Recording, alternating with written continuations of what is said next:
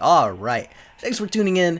This is Alex as always, and today I have a very special build for you guys. Special because, for once, it went pretty fucking well, which, yeah, I know, it's surprising.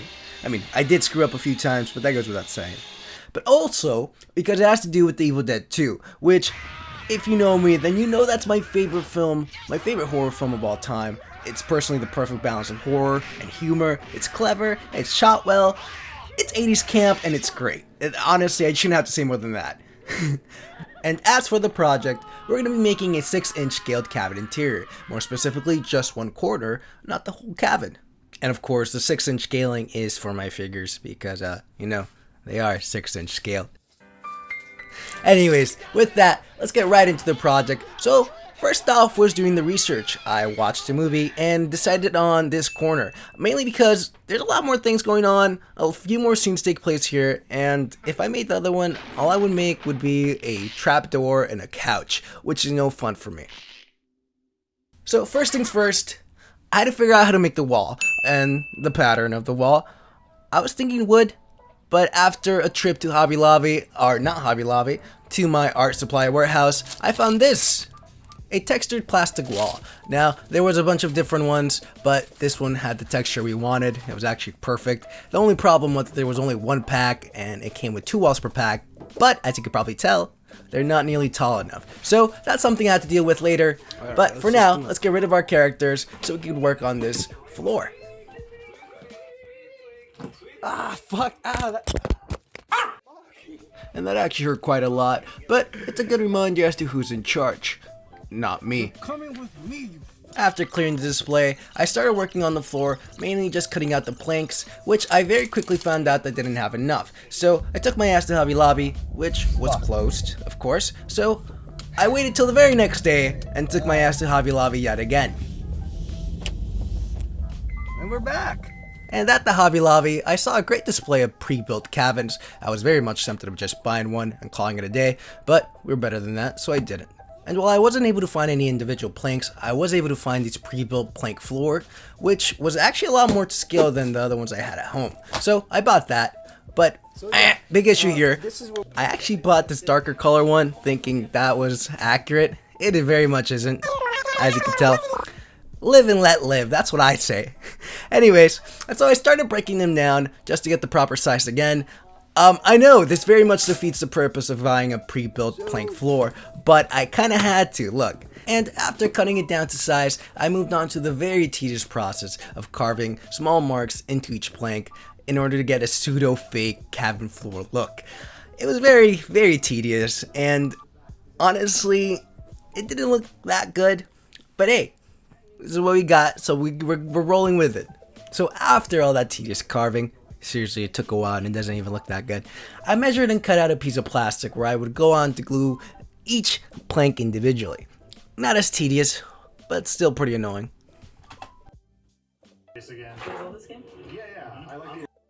So right here, I just went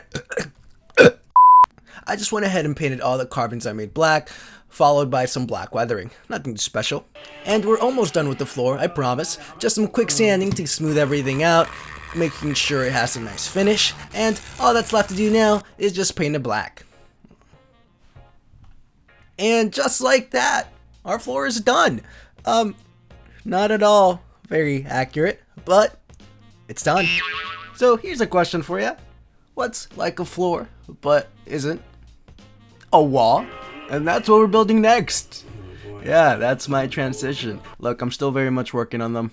Give me some time. And when it came to prepping the walls, it was just a matter of putting them together, so I made some support beams and glued them in place. Nothing too special. This allowed me to get the right height, or just enough height, to cover my display. I obviously had to do this twice, but we're only showing it once. Ta-da! From there we move on to some woodwork, more specifically the window, and even more specifically, just the frame. So we started off by cutting off a piece of plastic, and then proceeded to line with some planks to get that nice window shape. Honestly, I'm just making a window, so, ta-da! I got a window. And next up is the cabin door. Now, it actually changes quite a lot throughout the movie, mainly just the way the blockade is placed, but the main frame of the door is pretty, stays pretty fuck. But the basic door stays the same throughout the movie, so we'll get that done and worry about the barricade later. And next up we have the little painting. I know, it's such a good idea. It's small and simple to make, but it's super recognizable. So yeah, for this, I just cut out 4 pieces of wood, made it a frame, and then a little white canvas for it. Easy peasy, huh? Now, I didn't actually record this, but I went ahead and started the barricade by just cutting out a bunch of random planks. Now, moving on from that, let's get the freaking fireplace going. Now, I'm actually super proud of this. Look at this. It's a 3-dimensional building at its finest. So, after spending about half an hour figuring out how the hell I'm gonna make a fireplace, I kinda just dove in. So, using the ash figure as a size reference, I started measuring out the planks I would need to build this guy. I didn't go for any fancy mechanics or anything, mainly because, I don't know anything about wood building. Basically, this guy was just a rectangular box missing one side. But hey, I shouldn't sell myself short. It actually turned out pretty well. And with this woodwork done, we can move on to the next, which is the chair. Yeah, so I actually already pre-cut everything just because you don't actually want to watch me figure out how to cut out a fucking chair. Trust me, it's very boring and you don't want to do it. Anyways, when it comes to making it, I don't know what to tell you. I cut out 4 legs, 3 pieces for the seat, 4 legs for the back, and 1 wood plank for the backrest. I don't know the anatomy of a chair. I don't even know if you can consider anatomy. Anyways, moving away from carpentry and into sculpting, we finish off the fireplace by sculpting some rocks, mainly the rock patterns in there. And like always, I am using epoxy clay, which sets within 24 hours. And with everything all built, we're ready to start painting, which if you know me, then you know I despise painting. However, there's something about painting wood, nature's paper. Wait, paper's nature's paper. Regardless, something about painting wood that wasn't completely infuriating to me, which I very much appreciate. However, I do think that my positive experience had a lot to do with the fact that I was mainly just working with browns, and I was kind of just finger painting most of the time. Surprisingly therapeutic though.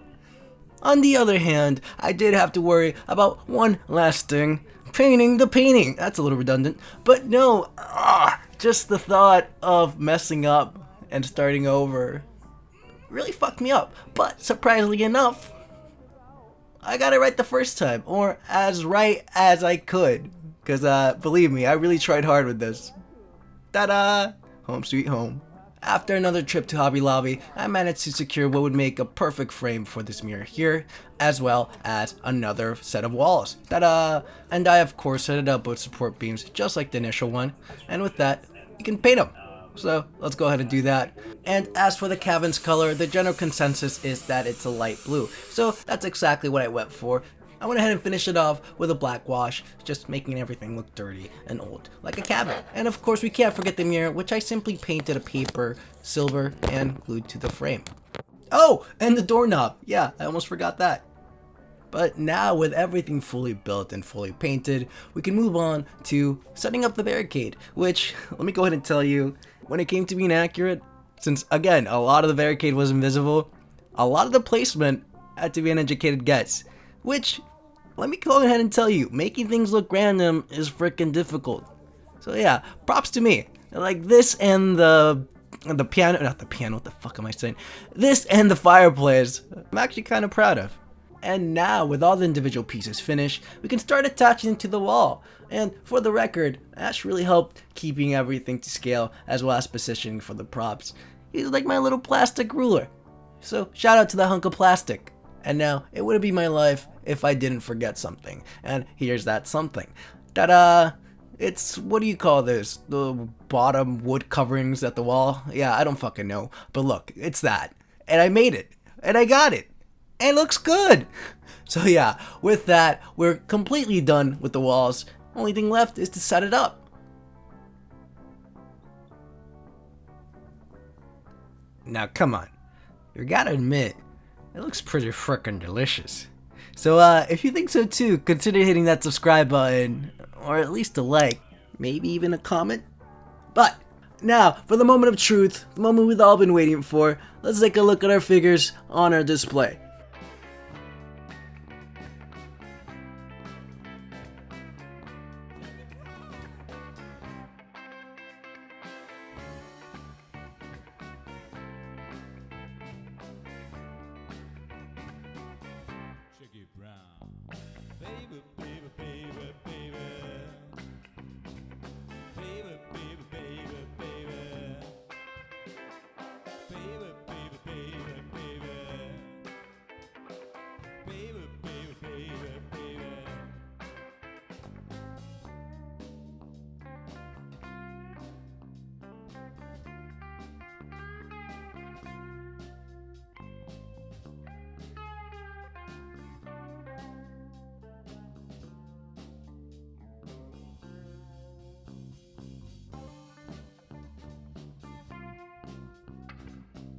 Alright, and that was my Evil Dead 2 6-inch scaled display slash diorama.